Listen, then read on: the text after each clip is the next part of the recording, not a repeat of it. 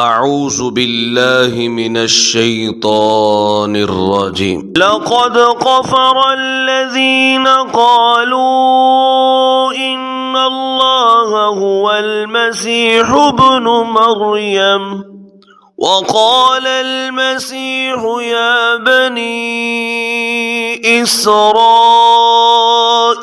اعبدوا الله ربي وربكم إنه من يشرك بالله فقد حرم الله عليه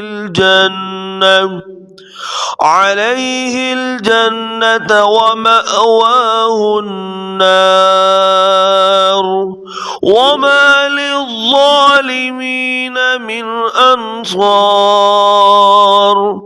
لقد كفر الذين قالوا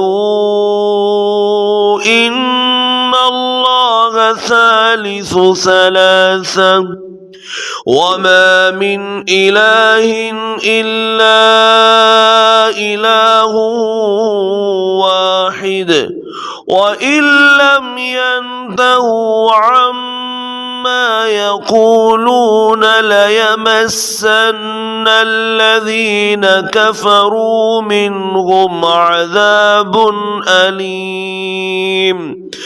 أفلا يتوبون إلى الله ويستغفرونه والله غفور رحيم. ما المسيح ابن مريم إلا رسول قد خلت من قبله الرسل وأمه صديقة كان يأكلان طعام انظر كيف نبين